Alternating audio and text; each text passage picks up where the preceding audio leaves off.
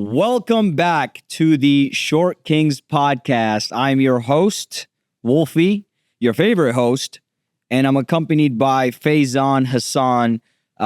Season 2, guys. It is season 2, episode 1. Brand new season, brand new section of the room. We're no longer in the area that we were in. You know, this is going to be a fun season. There's a lot of shit that's, been going on. We missed out on a lot of things, but today we're here to have a good conversation, chill with you guys, hang out. Let's bust some balls, as Flagrant likes to say. Let's have some fun, and kind of update you guys on what we've been on lately, because it's been crazy. Welcome back, season 2. Faizan, I need you to introduce me, by the way. I just want to let you know that. Let me handle that next time. See, he's a little rusty. I could tell he's a little rusty. The time off. You mumbling. I can't even understand what you're saying. He's a little rusty. I'm talking a little smooth. You know what I'm saying? I keep the mysterious vibe. I've seen on social media that girls like it when guys talk like this. You're doing too much, bro. But lose the lisp. That's all I'm saying. Lose the lisp so we can understand what you're saying. I was born with that. I was born with that one. Can't do nothing about that one. He said they like it when I'm mysterious. That's Mike Tyson. That's Mike Tyson. So we took summer break off. Yeah. The only changes we made is we moved to the another side of the room. And we're hoping that it translates better and the set looks great. I also do want to ask Ahmad. So obviously we went on a trip together, but give them an update on what you've been doing, bro. What trip? The reason we took the time off, guys, is me and Ahmad had some travel plans for the summer. It was getting a little complicated scheduling, and we just wanted to take some time, enjoy our time with them. So tell them about your summer. Recap it. Yeah, dude. So, I don't know if we talked to them about when I went to Jordan, but I went to go see my family. That was a good time. But recently, me and Faizan were like, dude, let's finish this summer off strong. We've never been to Puerto Rico. Let's go to Puerto Rico. Let's see what it's about. A weekend bender for Labor Day. And bro, you know what's kind of standing out to me now that when we go on vacations? Do boys just not go on vacation together no more in pairs of 2? I feel like even when me and my brother go on vacation now, it's like, oh, y'all here by yourself? Like, y'all just solo dolo and your shit? And I'm like, dude, like, literally, that is how it should be done. You and your bro, you and your homie, you and your brother, up until you're married and you're going with your significant other, you should be going on vacation with the boys. So I think this is what I'll say. I don't think that a duo of guys goes on trips that often. The reason that me and you have to do that is because our friends are actually whack as fuck. I'm being honest. Call them out. Our group of boys are at the point now where everybody is just, I don't know what's going on, y'all. We used to have a fun group, bro. We used to be able to throw shit together. The funny part is they're the only ones watching the show right now. No, it's like that's what I'm talking to you directly, bro. Like literally, like think about all the guys that we're cool with. Yeah. No, but what are people doing these days, even on weekends, bro? Like, you guys are not even all cuffed.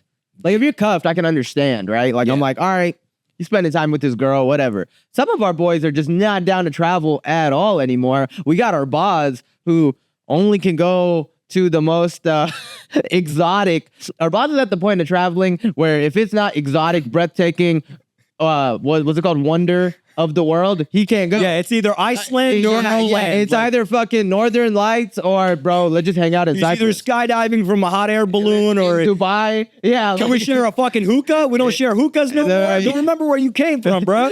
Back when we were in apartment 603, don't ever forget that shit. Don't forget who used to forget to put the coals on the stove. I never put the coals on the stove.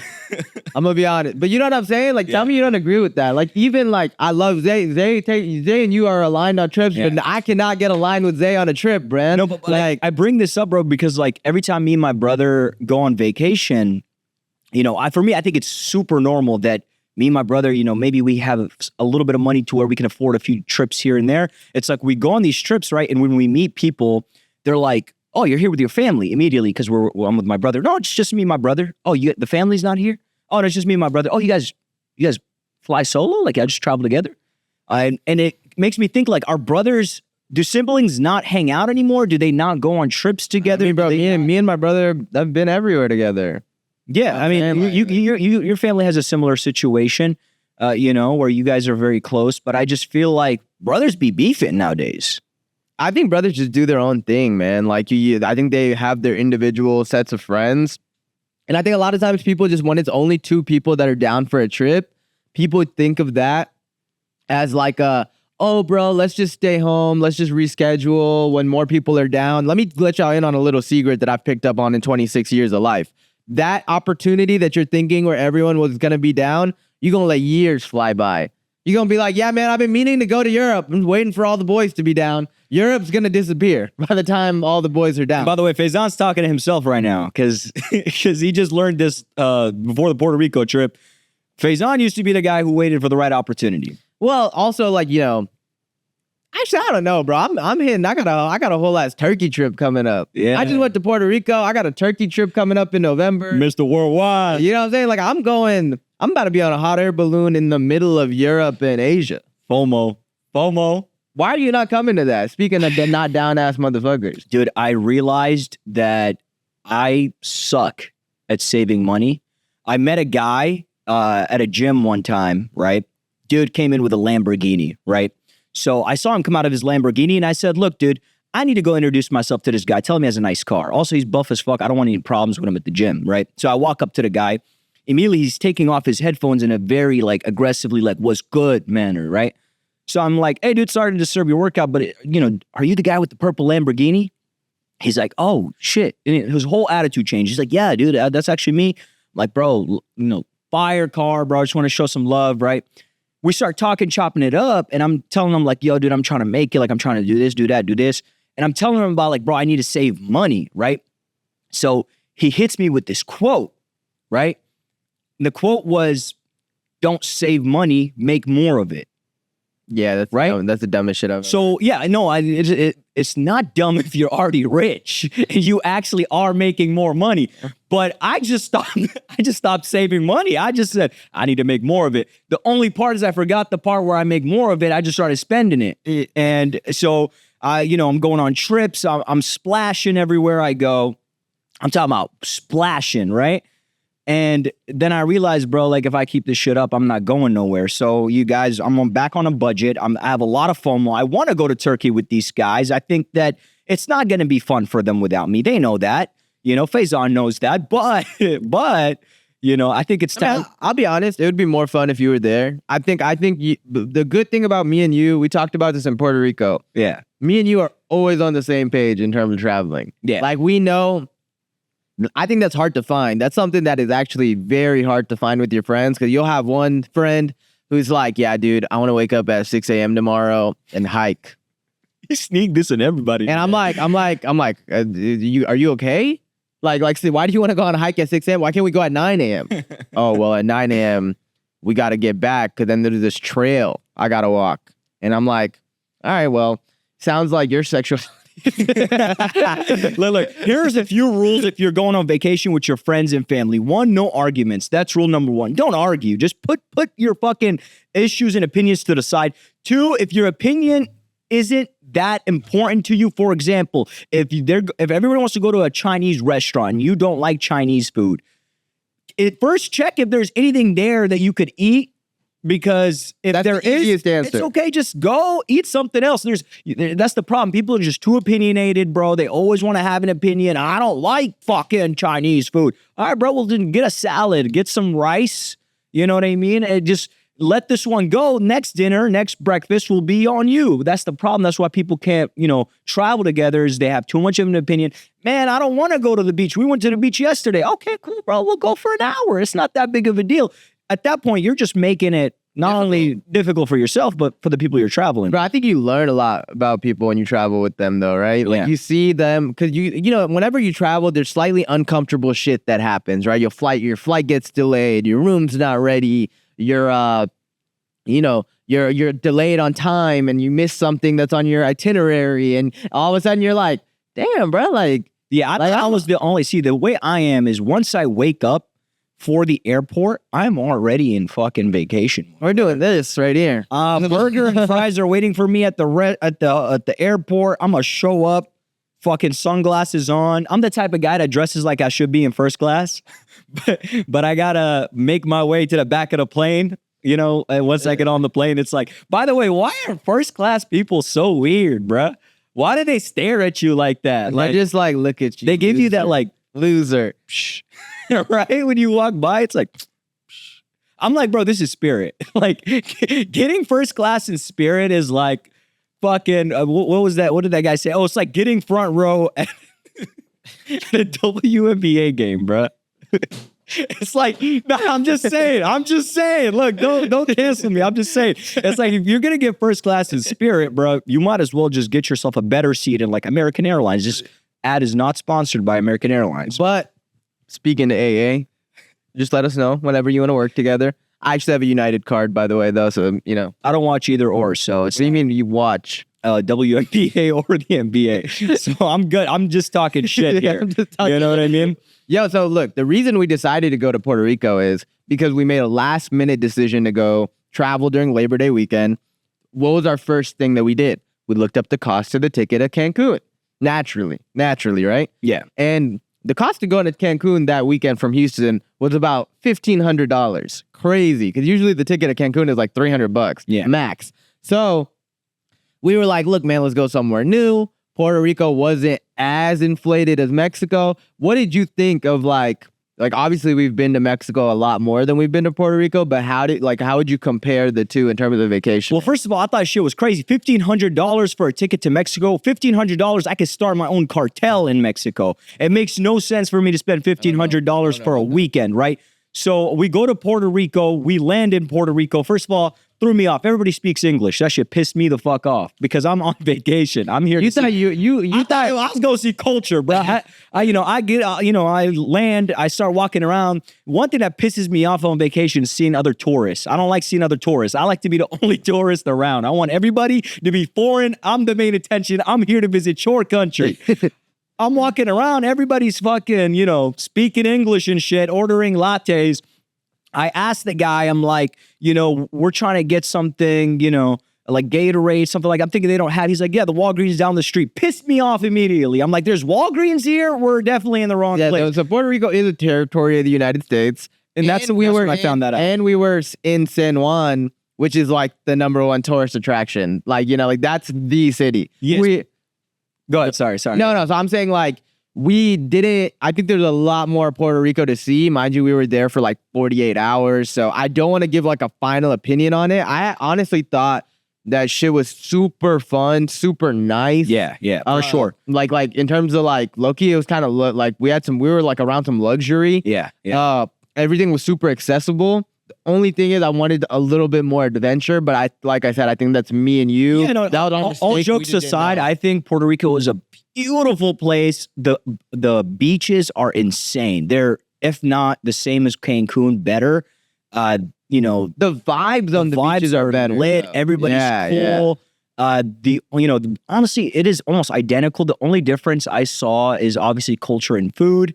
And then the prices are different because obviously Puerto Rico is, a U.S. territory, and maybe the places that we were in were just a little bit more expensive. But we did get taxed a little bit on food and shit because our resort, for some reason, we stayed at a nice spot. Yeah, because Short Kings, we haven't made any money yet, but we're projecting, So I just booked it on the podcast card. I don't know if you know that, but So it's fine. Just take it out of your paycheck at the end of the week, and we should call it even. Yeah, we ate a hella empanada. Is that Puerto Rican? Is that Puerto Rican based? Bunky's Puerto Rican, by the way, guys. Our producer is Puerto Rican. Puerto Rican. Our crew is Puerto Rican, so that's why we're having to say really nice things about Puerto Rico. I actually fucking hate it, but that's besides the point. But if y'all want this podcast to come out, then we're gonna have to say some good things about Puerto Rico. So shout out motherfucking Puerto Rico for showing us hospitality and a good time.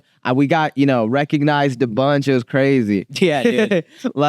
Short Kings to the moon. They were like, oh my God, you have 800 followers. But look, I'm making one adjustment in my dating game. I am moving.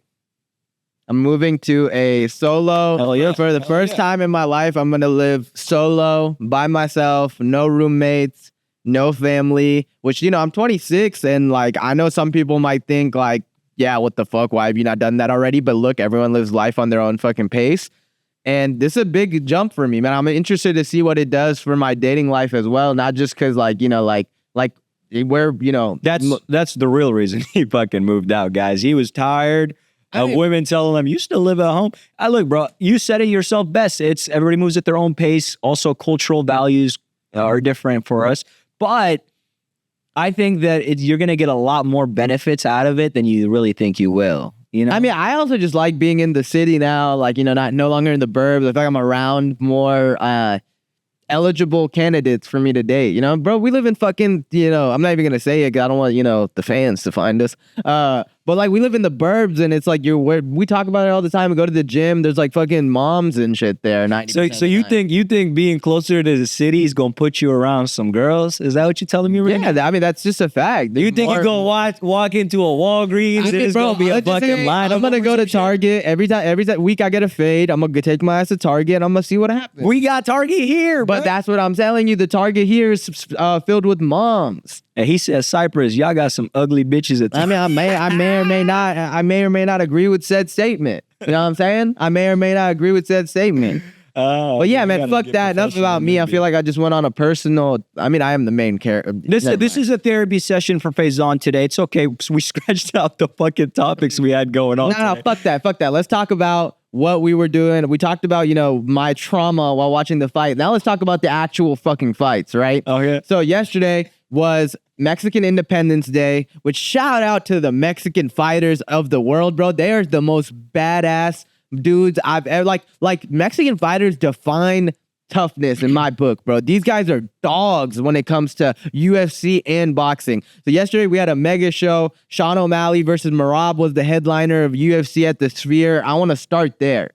First question I want to ask, what did you think of the production of the first UFC event at the Sphere in Las Vegas?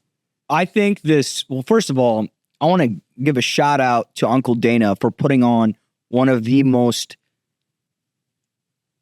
breathtaking experience in combat history, right? The Sphere could not have been executed any better for a first-time sporting event. I think that a lot of people were watching the live stream, or the pay-per-view, and they didn't get the complete vision of what it looks like POV from a person in the stands. But I knew this watching, right? Because even from the stream, it looked like a wonderful fucking, show. But when you go and you search people's POVs, dude, it is an insane experience. And I think that it couldn't have been executed any better by Dana White. The fighters coming out from the skull's mouth and just the different energy for every, entrance for each fighter. It was like fucking shitting on WWE. Like at that point, it was literally something that has never been done in combat history besides the show of the WWE. This is the closest that comes to this, but the first real combat sport to do this. And Dana White pulled it off. Uncle Dana really pulled this shit off, guys. I think, in his press conference after, he talked about how this might change even how other arenas do shows because, bro, he said it best. We go to basketball games and during halftime, we have fucking juggling going on, like on a dude on a high unicycle. Whereas like, bro, you can have a production going on during halftime. Bro, the you holograms. Imagine being in the audience and fucking there's a 20-foot Sean O'Malley in front of you that pops out of nowhere when Sean O'Malley's about to come out. It's just insane. No, and bro. like the aura, the walkthrough, the aura, the kind of embedded clips they would show before the fight to even kind of re-engage you on the beef that's going on with these fighters and the build up to the fight. I thought Dana's execution was beautiful. He said that this is a one and done though because he's in contract with MGM. So hopefully that once that contract expires, they can make Vegas like the Sphere, like the spot that he did say he wants to do 4th of July there as well, which I think is would be an awesome experience. So talking about now the fights, what was your thoughts on the main event, bro? Sean O'Malley, one of our favorite fighters, goes down in really, really rough fashion, man.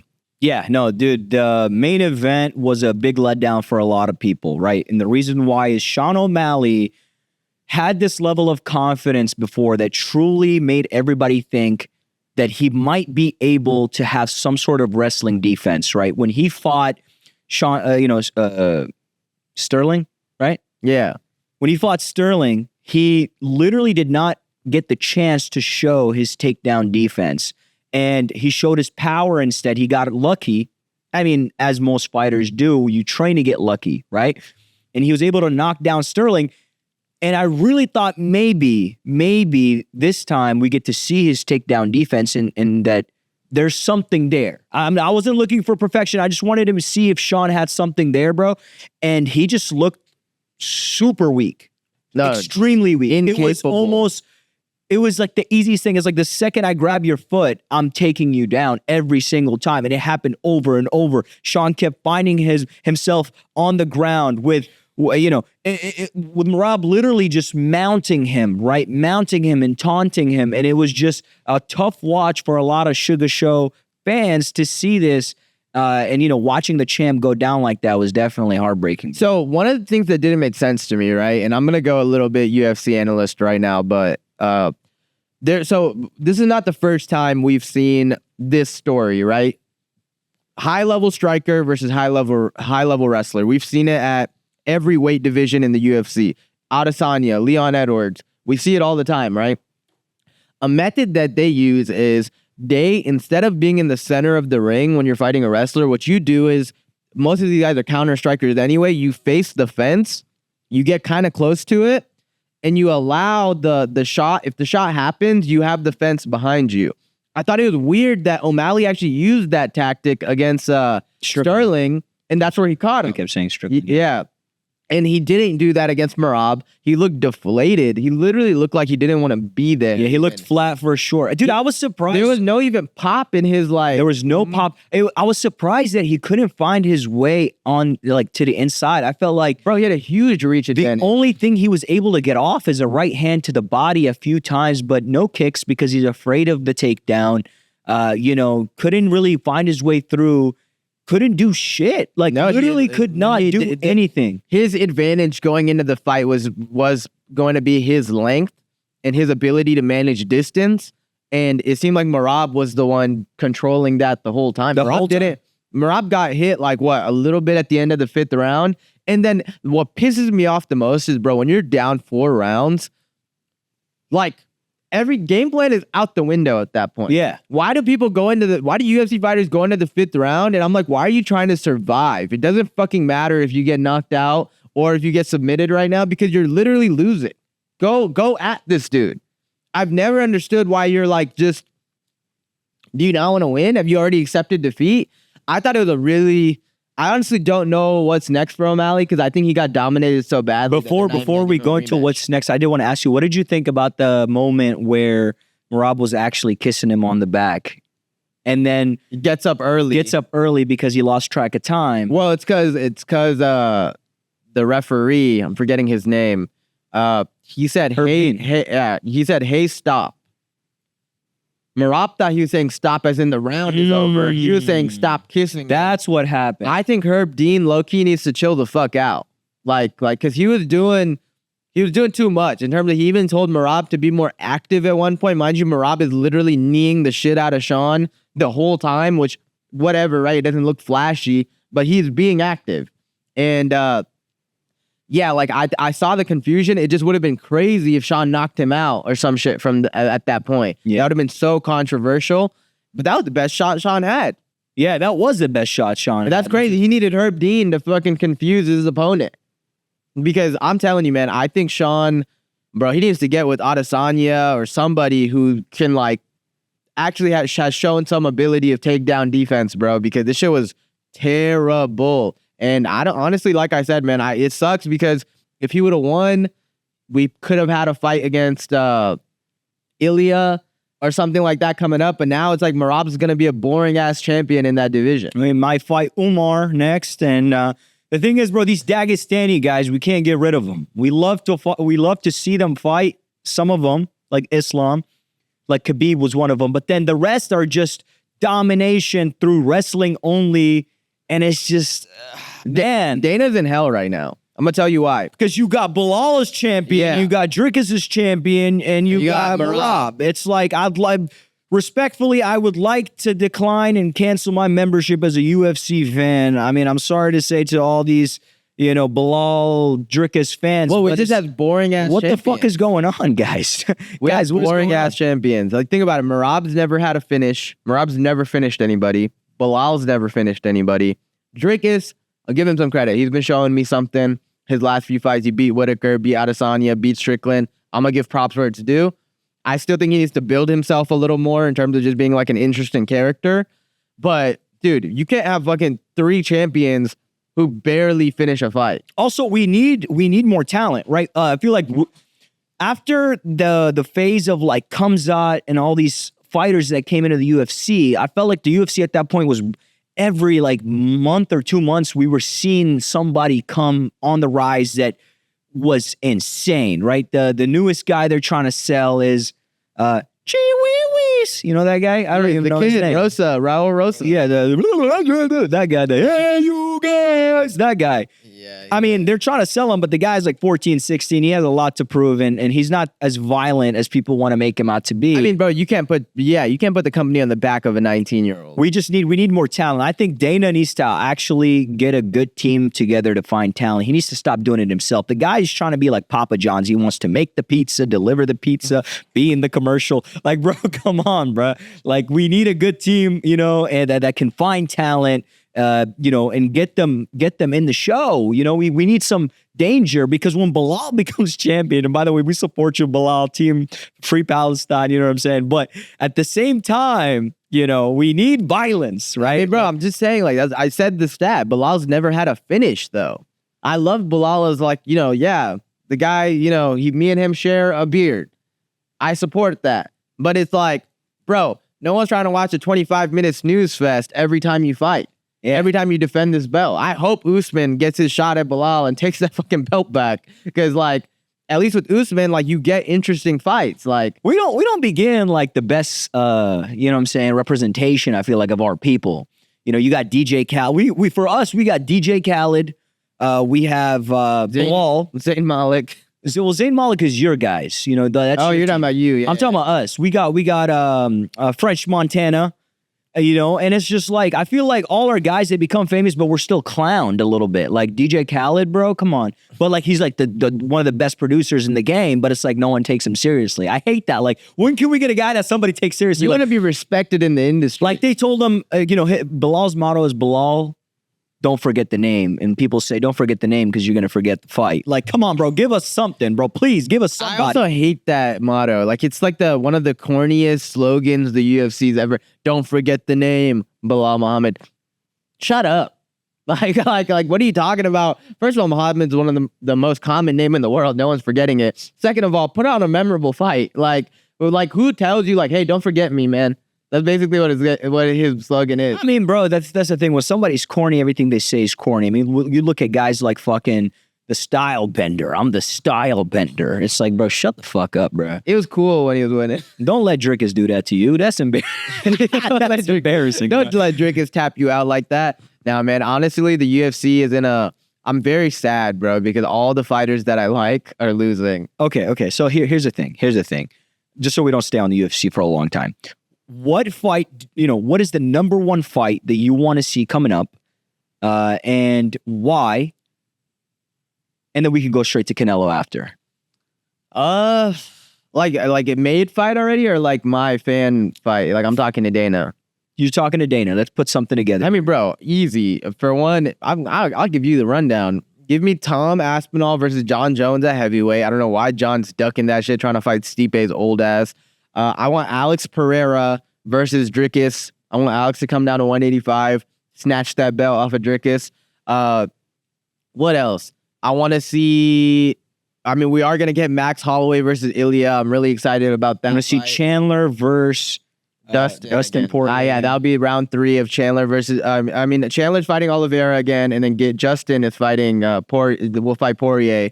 Yeah, bro, if Dana had me in the fighting meetings, UFC stock is... Like, why the fuck is Khalil Roundtree fighting Alex Pereira? Why is John Jones? Why do we have to wait for him to fight Stipe? Like, no one's excited about these fights. Bro. Yeah. What about you, though? I don't know, man. I would love to see Conor fight again. I know this is something that has been teasing the UFC audience for so long. Conor continues to tease the audience. He's definitely teased Chandler for like 3. Well, how long has it been since the whole? No, he took 2 years of Chandler's career. 2 years out of Chandler's career, and Chandler wanted to get paid. That's his whole thing. But Chandler missed out on an opportunity to become one of the best UFC fighters to ever exist. Now, it's entertaining, not best. Yeah, He'd be losing. I He'd guess be so. losing. in I guess so. entertainment. I know, and I said And the I'm gonna best. be honest with you, bro. Conor McGregor, I've let in my brain that ship has sailed. I saw a video of him the other day. He was at a bare knuckle event, and like, once again, it's a video, right? But his mannerisms were so weird, where you just know this guy's still doing drugs. You know what I mean? You just know this guy's still doing drugs. It's over, bro. I'm telling you, it's over. I think we'll be lucky if we see him one more time. Yeah, and that's all we need. Give us something, fight John Jones. Something interesting, right? But that's what I'm saying. Who is he gonna fight? Like, it just doesn't even make sense anymore, man. Like, I guess I think the only fight that even remotely makes sense is him fighting Dustin one more time, just because the last fight ended in such a crazy way. Okay, interesting. But like I said, we've gone super fight heavy. Let's just touch on Canelo real quickly. What did you think of the fight? Massive fight for Canelo on Hispanic Heritage Weekend. Right? Man, I was saying this, in our pre-production meeting. No, I don't even know what you're talking about. You just look stupid. Right? No, what do you mean? We have a pre-production meeting 10 minutes before the show starts, and that I was late to. But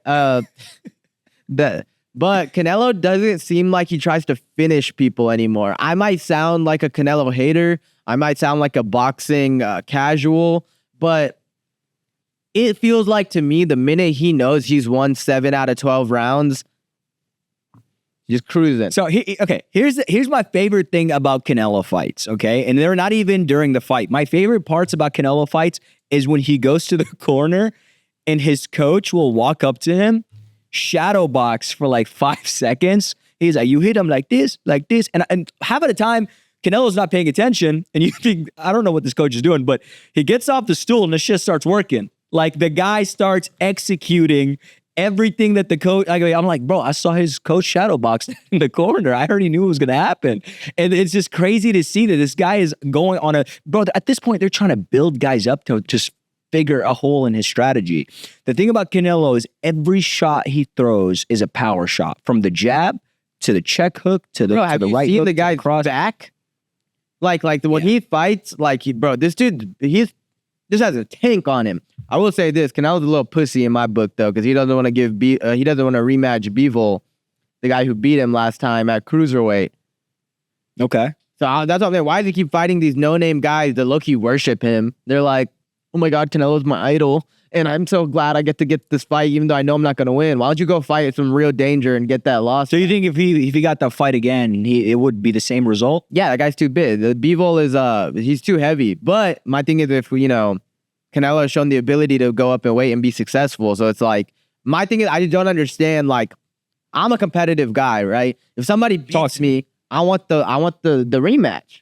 I've never in my life lost and been like, yeah, man, I'm good on that. Like, nah, bro, we gonna run that shit again. Like, that is true, and you have lost a lot. So I've lost a lot, and I keep asking for the rematch. I might take another L, and I'm asking for the rematch. That's the way to go. That's called resilience. Yeah, I taught him that when we played FIFA. Yeah, you ain't teach me shit. We played FIFA a few times. Teach me shit. I ain't never seen him be that competitive, and that's when I really found out he has grit. Because the amount of times he had to lose to me, someone who doesn't play video games, and come back, it's crazy. But to get off the fighting, I know we've been fight heavy. Just wanted to I feel like Max Kellerman. Right I wanted to tease our audience that does like the fighting game and just kind of give you guys an update. We have been keeping up. We missed a few cards since the last show.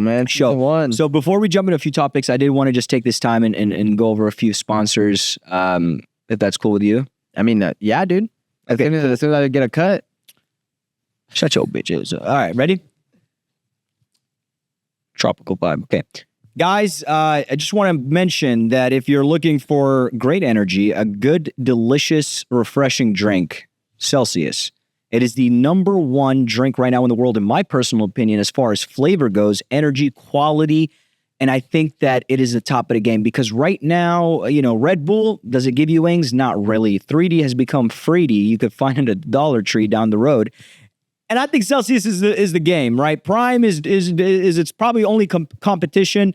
Shouts out to Logan Paul, but Celsius is the #1 best flavor. And the girls like Alani or whatever the other one is. I think it's a knockoff for Celsius. I think Celsius is the new wave for all the sports athletes, and it is the best drink right now. Go get yours. My favorite is Tropical Vibe, or I like Peach Vibe. You got to try either or. They're an amazing drink. Okay, cool. And then should I do the watches or not? I don't want. You're not wearing it. Yeah. And then another one I want to do. So a lot of people tell me they want to lose weight, they want to get in shape, but they're having trouble cooking and it's taking too much time to clean, all that good stuff. Flex Pro Meals, okay? Flex Pro Meals, it is a meal service that delivers straight to your home, okay? It has variety of different delicious options, and it is the only way to avoid cooking, cleaning. You slap one in the microwave, you eat, you get your proteins, you get your carbs, and you start putting on muscle. When was the last time your wife or your significant other looked at you and you said, babe, you look good. You deserve that, right? You deserve that. So look, listen, use code Wolfie and get a discount, 30% off. Get yourself a meal prepping service and start changing your life. Now back to the show. Cold, motherfucker. I'm cold, bro. I'm bored of doing this shit. That was good. I'm bored of doing this shit. Came up with that. Did you think about that shit? That ass just off the dome type shit. You know what I'm saying? I'm a sales guy. That's what I do. I sell products. So let's move on to what's been going on in terms of current events going on in the world. Yeah, bro, let's just cut to the chase, bro. Who are you voting for in this year's election? Okay, so I'm one of those guys that actually I'm not afraid to say where I'm going to vote. I will say this. The first time... You sound afraid. No, I'm not. I'm actually not afraid. I am scared. After the last debate for America. After the last debate, it was it's hard to... Because about 4 years ago, a few people told me, look, man, you're an American citizen. You got to exercise your right. You got to vote. New American citizen. When did you get your citizenship? Probably like the last 2019. No, I'm just kidding. You're cutting me off here. Let me explain. All right. So listen, a guy comes up to me. He's like, bro, you got to start exercising your right to vote. You got to be an American, right? So I said, okay, I'm going to vote. And at the time it was the Biden elections. I was like, this guy's, he's cool. Let's vote for Biden. We voted for Biden, right? We saw what happened during these past four, I'm not a political guy, but it's easy to, when your president runs straight into a wall after a speech, your vote mattered. And so, dude, I don't know if I want to vote this time. I could be selfish by saying that, but I just think that we're in a position right now where I don't think much is going to change.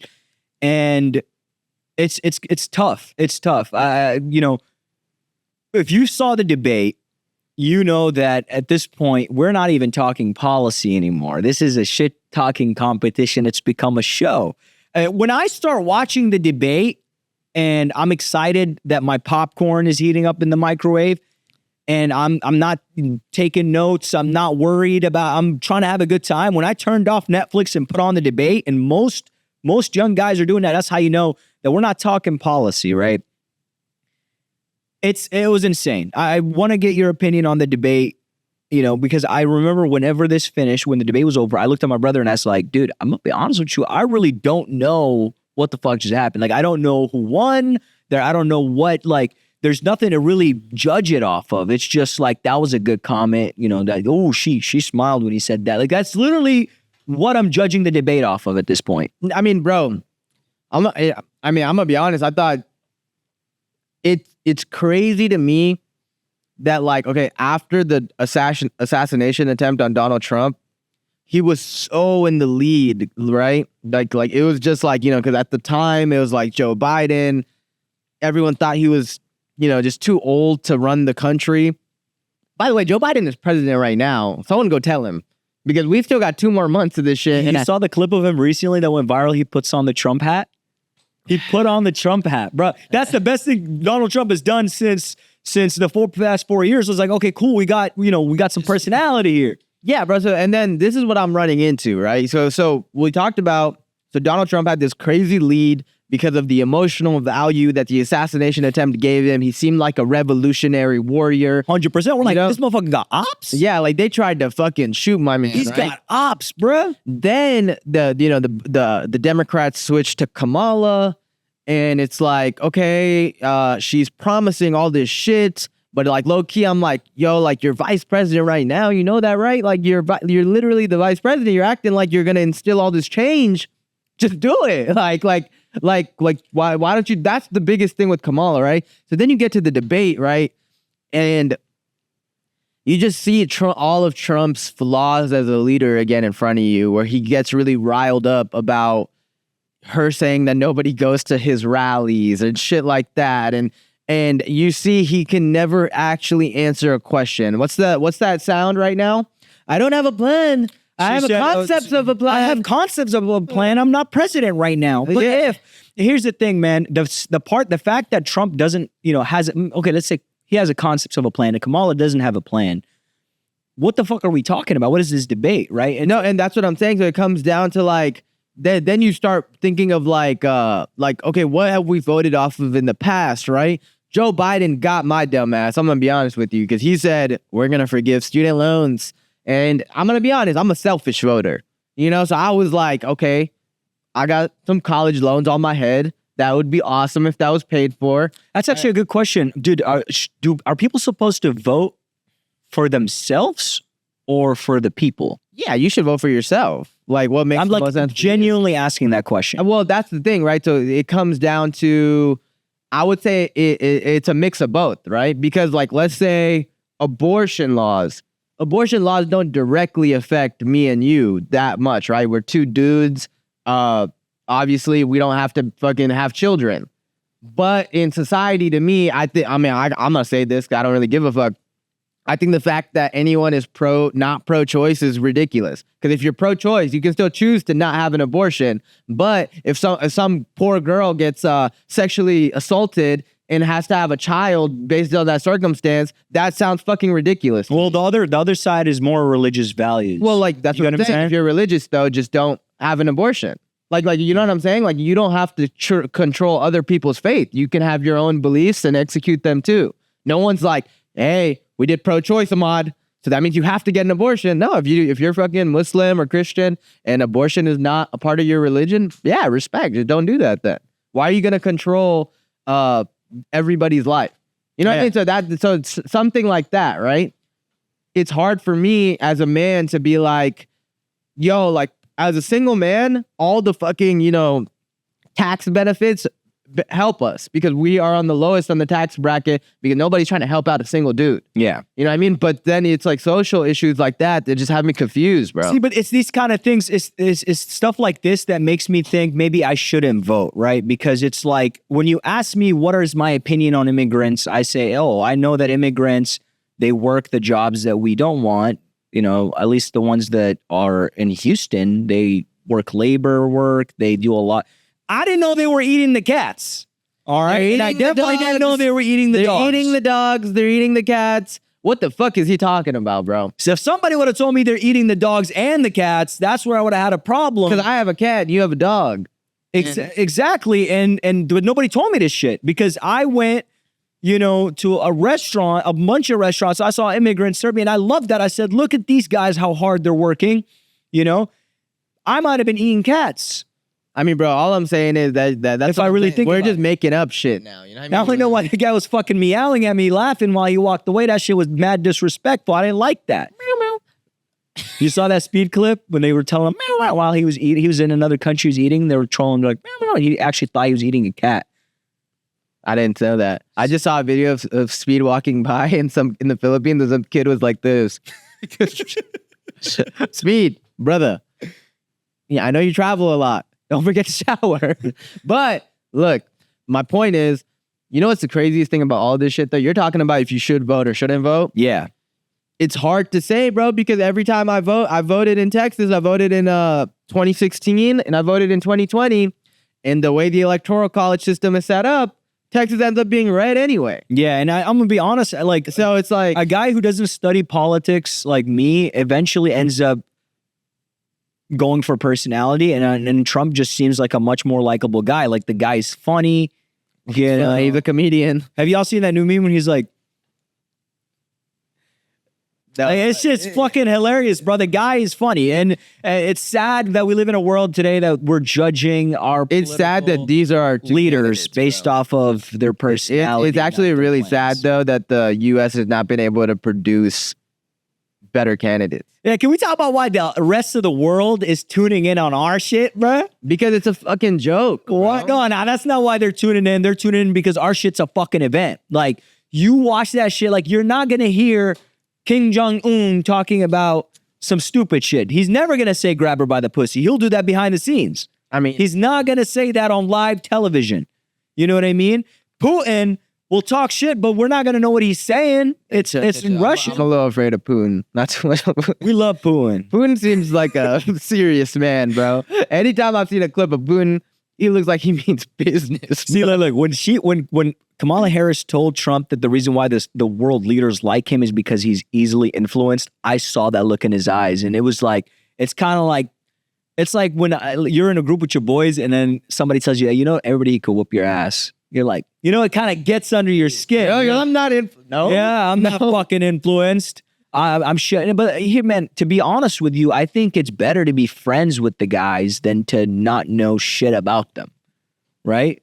Yeah, I mean, you want to be able to get to the table, right? You want to be able to have a conversation. I like to check in with North Korea every once in a while and make sure they don't have any attacks planned. You know what I mean? Because if you're just not talking to them for 8 years, I mean, the guy doesn't. Okay, you know what I mean? Like you want to check with you. Like, hey, our peace treaty, we're selling a truce, right? Okay, here's the thing: if you were in a room with Kim Jong-un, would you feel intimidated? Not at all. Okay, why? I mean, bro, for first and foremost, he's not a huge man. You know, he's not a big guy by any means. He doesn't blend his fade. Which, I'm not afraid of no man that doesn't blend his fade. That's why I'm not afraid of you either. Oh shit, hey man, I'm going for the Kim Jong-un 3000 right here, bro. Shots out my shots. Actually, no, this is not the Rocket. I'm sorry, this wasn't you. Okay, this literally was not you. That's crazy that you cheat on your barber once. Well, I decided to get 2 haircuts a week now. I get 2 haircuts actually a week. Insane. And you know, one of my barbers charges 35. The other one charges. Are you 14. a fade sexual or like what's going on? Like you just come up with that right now. I mean, you know, I could have drafted that one. I'm not gonna lie. That one was, you know, sometimes you throw shit out. Yeah, you're not gonna hit a home run. Because I try to laugh at you a lot, but that one really needed I can acknowledge that was one of my weaker ones. But no, but for real, like what? Why do you always need to have a haircut, bro? I'm a social media creator. I constantly need to be on camera. So look, as your boy, you just. I love to feel confident. To your boy, you just told me you need to save money. but I'm gonna be honest, you need to cut that haircut back. But you know what my budget is for both of those haircuts a week? What? $50. No, 100%, but it could be 35. Yeah, but I like to walk into my business meetings looking sharp. I like to be sharp on social media, and this is an investment in my look, my appearance, and my energy. Okay, right? Look, I hear you. I'm just going off of what you just told me. Also, you're selfish because you don't grow hair the way I grow hair, bro. Okay, first of all, I know the chest on your hair. You've been growing that shit for 3 years. If I did that shit, I'd have a second beard on my chest, brother. Okay, you do not know what it feels First of all, I want to stop you right there. My beard connects. Okay, so it grows. And that's great. And that's great. Okay, the beard connects, but it doesn't mean how fast the volume of it grows. It's a complete different, you know. Bro, Bunky cuts my hair. Bunky can attest to this. My shit grows. No, dude. My shit grows. For a guy, for one of Bunky's clients, I'm sure, right? You know, that you're a guy that, you know, your hair grows fast. But dude, when I tell you my hair grows fucking fast, every new barber I get, when I see them 1 week and I come back the next week, they're in awe. They're literally like, what the fuck? That's a great problem to have though, man. Yeah. You know how many of our brethren right now are struggling? They're booking trips to Turkey. Do you think that if a guy can't grow a beard, then that's a problem? I know a lot of people want beards, but does it matter? Do you think that it's a problem? Do you think that... No. No, I'm asking you a question. I'm literally asking you, do you think it is a problem if a guy can't grow a beard? Like, what do you mean it's a problem? Because here, there's a lot of different styles and fashions where you don't have to have a beard. No, that's what I'm saying. It's so Did you know that in high school, I actually had to shave twice every day to stay clean shaved, just to match, just to look good, to show my jawline. I shaved every morning. And then I realized I had a weak ass chin, so I was like, fuck it. Let me get the BBL on my face. But yes, that's why I get 2 haircuts a week, guys, because literally I'm on camera. I gotta fucking go to these business meetings. I literally don't look good if I don't. So let's pivot to another guy who's on camera a lot. My boy, everybody's favorite uncle, Shannon Sharp. Unc, as you will, right? He was in a scandal this week. What happened is he was going through some activities with the woman, some sexual activities with the woman in the privacy of his home. and he somehow managed to end up on IG Live while he was doing this. Thankfully, the IG Live did not show us any visuals, but we got some very interesting audio of that I did not need to know what Shannon says in the bedroom. The question to you is... I didn't watch the clip. He was talking? I mean, he was like... He was talking his shit? Yeah, he was like, you gonna take this. My Michelle. Like, he was calling her, and then he growled at one point. Like, damn, you really listened to the whole thing. They went over it. What were you doing when you were listening to it? I mean, bro, I was having a good time. but they made a, you know, they him and Ocho? Yeah, him and Ocho talked about it, like, on their show. On the show? I thought the clip was him and Ocho fucking. No. It was some girl named Michelle. Him and That's Ocho, his wife? That's his wife? No, he doesn't have a wife. Oh. So the question to you is, as someone who is very, I would say you're an Instagram expert. Yeah. Do you think that this was staged? The reason I ask that is I don't know how you can just go on IG Live randomly. I don't think it was staged, bro. I genuinely don't think it was staged. I just think that it depends on the person's personality and the kind of content they create. If they're an edgy person and they create edgy content, then it would make sense. But if you're somebody who's just like wants to be taken seriously, you're on ESPN, you have a podcast where you talk about serious topics, I don't think it benefits your career in any way. So that was Shannon's argument, right? Shannon's like, bro, I am losing sponsors. I am losing, media deals because this came out. Y'all are dumb. Because the whole reason why people think that it was staged is because for a long time, because he's an older man who's single, there was some thought that he might be gay. There were some allegations around the fact that, just like people, social. What happened to just being a bachelor? Yeah, I mean, I agree, but so some people, so there's that, right? That he was trying to cancel out that allegation. But that's dumb. You just at that point you just get seen with a woman. Two in a restaurant. Let me give you the rundown. I think that solves that problem. 2, immediately after this happened, he had, how their late show is called Nightcap? Yeah. They made Nightclap t-shirts that they're selling immediately. And then they're also promoting the shit off of their erectile dysfunction sponsor that they have. No, that's called recovery. That's literally called recovery, bro. Because I think if similar to what happened with what's the streamer called? When everybody found his OnlyFans. What's up, brother? Bro, he's from Houston. Why are we? What's up, brother? Sketch. I think when a scandal happens like that, the only way for it to turn out positive is if you steer into the skit and you don't shy away from it, and then you let the audience die off of it. That's the only way to survive. So that's not a good example of the fact that it's staged. I don't think it's staged. Well, this is my thing, bro. I don't know how you can go IG Live though.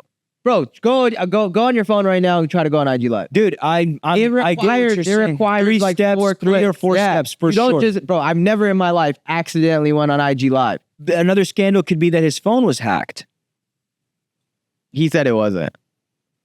I mean, how the fuck would he know his phone is hacked or not, bro? Did you know that nowadays that, you don't even need to download anything? You can somebody could literally just hack into your phone. Yeah, literally you click on some links. It can happen to anybody. It doesn't say anything. It doesn't say anything about your intelligence. Yeah, exactly. Exactly. But just say those links are very enticing.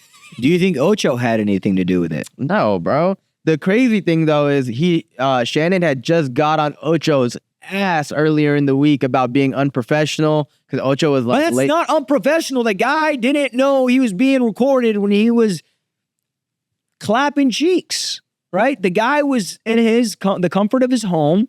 He accidentally went on Instagram Live, and we found out what Unc was about, right? That's what you're telling me when you were in your home, in your room with the lights off, watching the video. That's what you're telling me. Right. Now listen. That I think what he's doing to profit off of it doesn't even make it seem like it was, a staged event. I just think it's a recovery process. I think he needs to continue doing what he's doing, putting out music, and it's similar to when you have a scandal or what people like to see as a disadvantage in your career. You gotta keep fucking pushing forward. The way Drake. The way Drake continued to put out great music after the Kendrick Lamar beef, right? How do you think Drake feels about Kendrick getting the Super Bowl? I think he's upset why Lil Wayne didn't get the performance of the Super How many Bowl. people watch the Super Bowl? Anybody know? Let's just say we don't know the actual number. Let's just say millions of people watch the Super Bowl, right? Think about millions of people are gonna be listening to Not Like Us on February. Now here's the thing. I thought about that. I think that's going to be very interesting. Now here's the thing. I think Kendrick Lamar would have a great performance at the Super Bowl. The only reason I don't want him to perform at the Super Bowl is I feel like I've just had enough Kendrick Lamar these past few months, right? I would rather Lil Wayne perform. Well, Lil Wayne makes more sense because it's in New Orleans, but I just think that this is another. Like he's just kicking them at this point. I mean, I think Drake doesn't care. Once again, when this shit all ends, the only thing that's going to continue to happen is Drake putting out good music and Kendrick Lamar not doing absolute shit. I love them. I love It's Up. It's Up is probably my favorite one. And then the other one that starts with the C. Circadian Rhythm. Yeah, that one is a really vibey song. Fucked with it. Used it on some of my reels. And I didn't really pay attention to the third one. No Face. I listened to it, didn't really have an opinion on it. So, he still seems like he's a little upset based off what he's saying. I mean, he's an emotional guy, right? Like he just went through a time in his life where the whole world was against him. And he had to, even though he's the king, in his head, he's like, I'm the GOAT. I provided you guys with entertainment for decades. And now everybody wants to turn on me.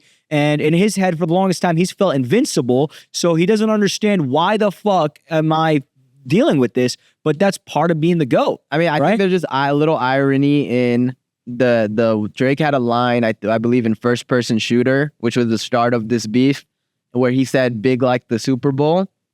And now Kendrick is at the Super Bowl.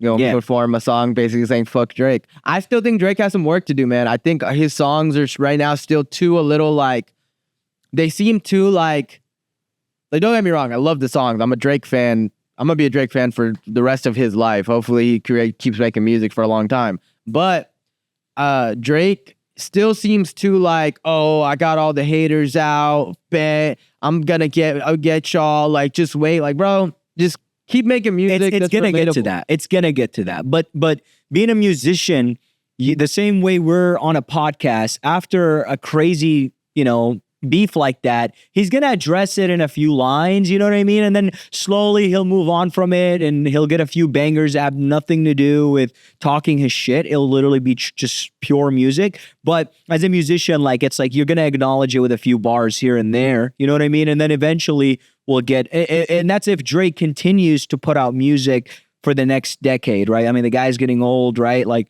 the real problem is we're not seeing any upcoming artists anymore. Like motherfuckers are still listening to the Cypher with Lil Uzi and 21 Savage. Like we have not got, like we've gotten maybe two new artists, the new country / rappers, Shabuzi and Mexican OT and a few guys. I just also feel like we're not as tapped in, bro. We're getting up there. You're like damn near 30. 100%. But these guys, when they're on the come up, they become mainstream. They start showing up in all the interviews. They're coming up on. I mean, they're having the top dog rappers collaborate with them early on. We're not seeing that. Well, I feel like Lil Baby's his generation, they quickly died out. I'll mention a few that are with them, like 21 Savage, maybe Lil Baby. Who else is kind of in that group? Maybe Kodak, Lil Yachty, like that little group that's supposed to take over. Even Da Baby, like they quickly came in and phased out. Like I don't know why that happened. Maybe I just don't listen to them like that, but I felt like they were like towards the end of college, they were getting really popular, and I was like, oh, okay, these are gonna be the next big artists, and they never just really became that. I mean, that's the problem, and that's what I'm saying. So it sounds like you need to put out a song. Maybe I need to put out a song. You do have music out. Yep, you know me, I gotta try shit, you know what I mean? How to have some fun. Bucky, how far are we at right now? Yeah, what's the time looking like? Hour and 10 minutes.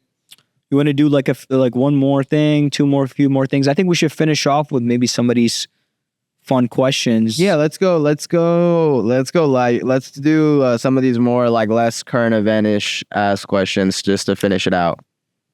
Okay. All right, cool. So I did have a few questions written down that I thought would be interesting, right? We're both from another country, or at least our parents are, right? And we've come to America, you know, we're U.S. citizens, we're trying to make it. I had a really interesting thought that if, for example, I was actually born in Jordan, right? And I came here in like 2006. If I never made it to America, or let's say I had a setback, I was transferred back to Jordan. So you're transferred back to your country, you lose your citizenship. What would you do to be successful? How would you move forward from that moment? You know, just being put back in your country, starting from zero. What would you do to you know, get back on the success train? So for me, it's, you know, I would be going back to Pakistan, and I think so am I trying to get back to the U.S. in this question, or am I If just trying that's to be what success successful? means for you, if that's what a part of your success plan, then yeah. Okay, I'll tell you what it is. I can answer this in two ways. So what I would do is I would focus on back end work. That is the number one thing that U.S. companies outsource, right? The reason for that is the pay discrepancy is the most. A software engineer in the U.S. makes damn near 200 bands versus a person in Pakistan or India will do the same thing for like $10,000 a year. I would focus on back-end work, become a third-party company that works with a ton of U.S. companies, try to become the leader in that space. And this is through, you know, obviously a lot of focus on education and things like that. And then once I become partnered up with a company, like we've seen in our previous roles where they do have like a division in South Asia, then they would eventually start flying me out for the conferences and stuff like that. And then eventually they'd be like, yo, Faison, like low key, why don't you be the fucking, you know, the guy on the ground here? Yeah. You're most accessible running the operations in Pakistan. That would be for sure the number one route to be successful, bro. I work in corporate America today. Those guys are the most hardworking. They are carrying companies on their back, bro. And I just wish they knew that they could even make probably a lot more money than they're even making. But they are the fucking back end of all of corporate America. That's a really good point. I mean, you know what's crazy? My thought process was exactly replica what you just said. Like finding a company to work for that is U.S. based, you know, and then eventually finding your way here by proving yourself in that country.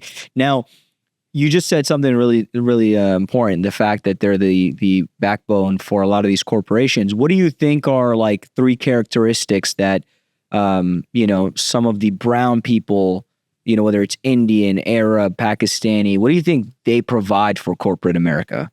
I mean, bro, they're just, they are some of the they never say no. I've been in meetings, bro. And obviously when you're talking to like American people, regardless of race, it's like, oh, what's the timeline on that project? Okay, yeah, I got you. I'll have that to you by Friday. Or sometimes I've seen where a manager will be like, can you get this to me tomorrow? No, I'm kind of swamped. I get it to you by end of week, right? When a person from you know, other parts of the world hears a deadline, all right, I guess I'm working all night. I'm gonna make this happen. They never say no, bro. They're one of the most hardworking people within every corporation I've seen. I think living here in America, we just have a lot of other things we can do, and we have a lot less of a stressful life. Where over there, working is life. For the people that are truly trying to be successful, I understand that there's a lot of people in those countries that don't care about being that successful. They're willing to just work their job and feed their family. Well, that's the thing. The beautiful thing about, I think the difference between America and other parts of the world is we here are very much constantly striving for more money, more cars, more houses, more success. Whereas over there, people do find happiness in like a little life that they create, whether that's owning a fabric shoe store at the corner of the street. I think that's the beautiful part about other parts of the world, man. They can just be content and happy with where they're at, I think a lot more than we can. And I think a big part of it is you have to be like the plan that you just told me, right? Like it's like you have to be consistent with it, right? You're not gonna just climb your way up in a company of straight sharks, U.S. citizen sharks, and for some reason prove that you deserve a VP title, right, or a manager title over their own people, right? I did want to ask, dude, what do you think is the reason why it's tough to stay consistent? Whether you're trying to, you know, make more money, get in the gym, whatever your goal is, why is it hard to stay consistent? I mean, bro, I'm gonna be honest with you. I think it's because people are unable to face reality. I'll tell What do you mean why. by that? For a long time, bro, I've been working out since I was a senior in high school, right? And I was good, bro. I'd go to the gym five times a week.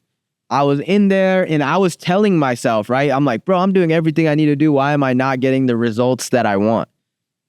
Then, 22, 23, 24 comes around and I'm like, bro, I got to do something different because I am unhappy. I'm still not happy with the way I look. I'm spending all this time in the gym. And then you fucking face reality. Are you dieting the way you're supposed to? Am I doing my cardio? I started tracking calories. Yeah, but what you're saying though is what you got to do. Well, A part of being consistent. But how do you let me stay circle consistent? back. with Let me these circle things? back to you. So the reason that you said the question was why is it hard to stay consistent? I think people fail to see reality, then they get frustrated when they don't see results. Yeah. So like a lot of guys that I know that are in similar situations that you could put it on. Think of school, working out, work, and making money. Are you actually putting in what you think, what needs to be put in to get what you want to put out? And that's what people fail to see.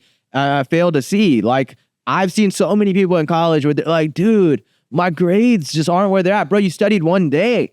Why would you fucking get an A on that test? Like, you were at the bar all of last weekend. Like, come on. And like, we've all been victims of this shit too. Yeah. So I think, bro, ever since my frontal lobe developed, I've come to the realization, bro, that life is literally cause and effect. Cause and effect. You put in X amount of work, you get X amount of output. That's all it is, bro. Okay. And I get you. And I think that here's the issue, right? For most people, because no one's consistent 360 days a year. If you are, you're a superhero, right?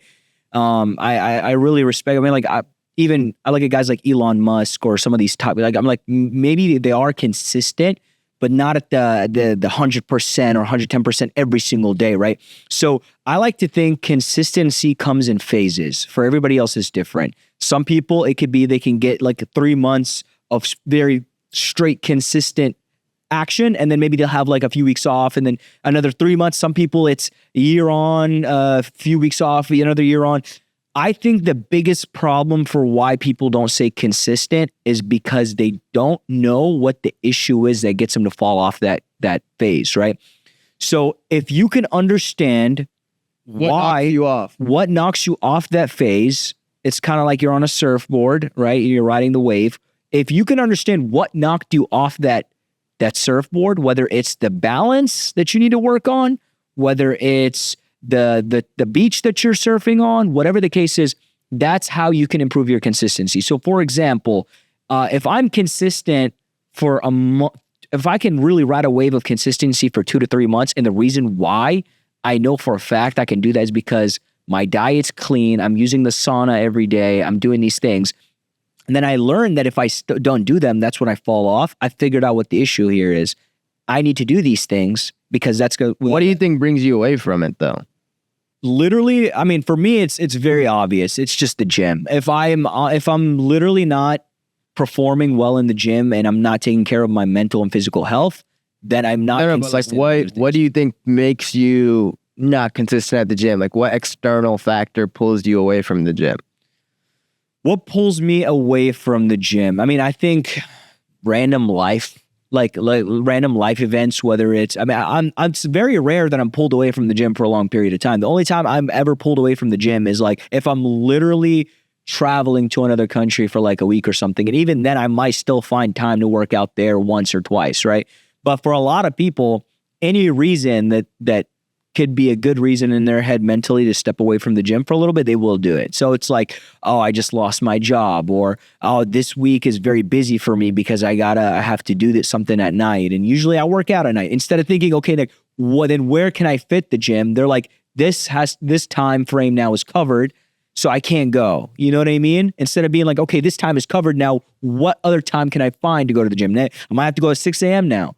Might go to, I think the conundrum that I run into, I don't even know if I use that word right, honestly, is I have a bunch of, I'll say cars moving, right? Each car represents a different goal, and each goal at times is pulling me away from there's more priorities. So like, for example, like work, right? Like we're young men, we're focused on our careers, we're trying to be successful.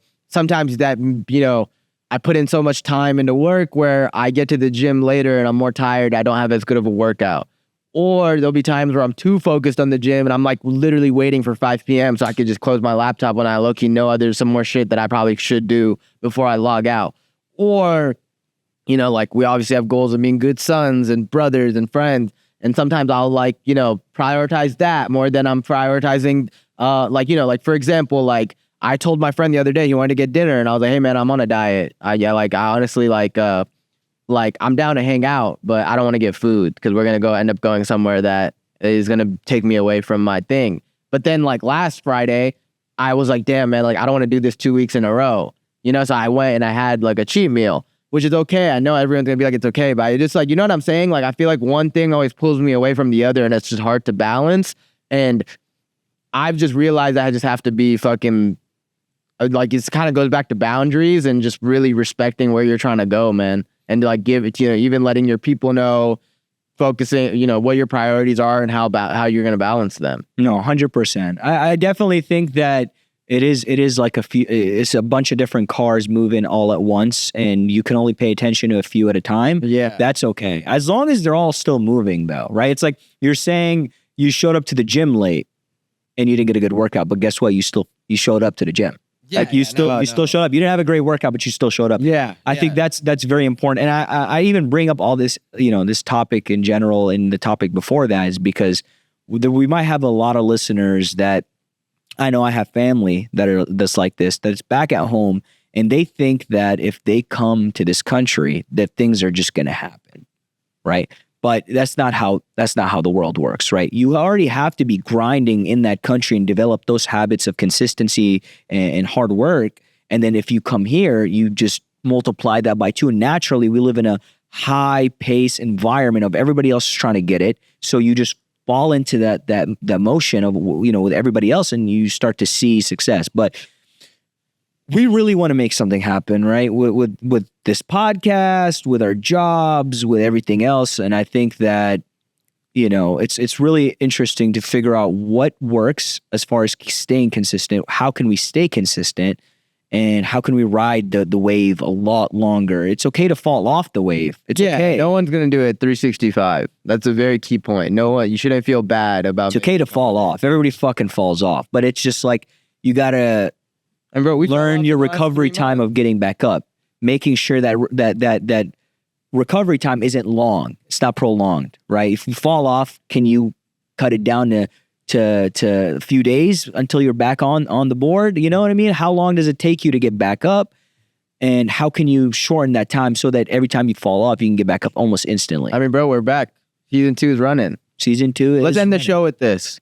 Tell me, what's your goal? When we're 15 episodes in to season 2, and we're ending season 2, it's probably going to be around April or some shit like that. What do you think? What do you want our goals to be in terms of followers, episodes, quality of content? What are we trying to bring to our audience? For sure. At the end of the day, this podcast is literally a passion project. It's a passion project created for 2 different things. The first thing that it's created for is for us to have a good time. And the second thing is to entertain you guys and educate you guys, right? That's the second thing.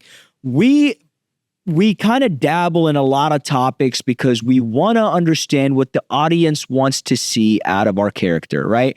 And eventually, I want to find out this year what you guys really, truly enjoy out of this podcast and just bringing you a more variety and bringing you more of abundance for all that type of content, right?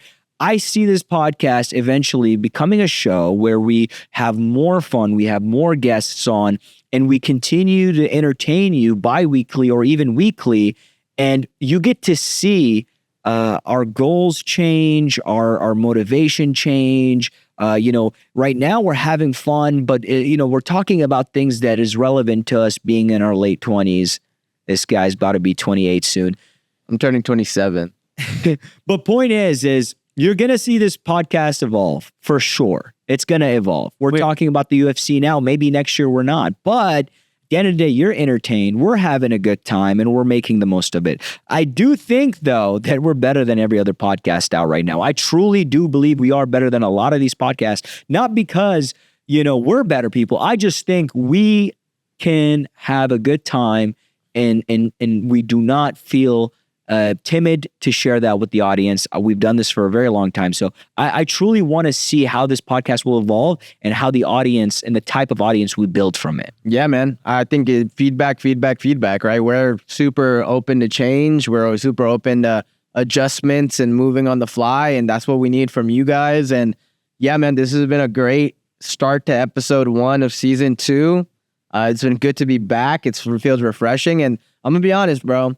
I don't want to have another 3-month layoff. I think that was we traveled a little bit, but we both know we didn't need 3 months off. And that was I'm putting us on the spot. That was an example of a fall off that we're not going to have again. Exactly. Let's fucking get it. If you guys enjoyed the show, please like and subscribe. That's how we know that you guys are enjoying this shit. Okay? And please leave comments. Man. Let us know if you agree or disagree with our thoughts. We want feedback. We're still evolving young men that have opinions that can change. We'll see you guys next week. Yes, sir. Let's get it.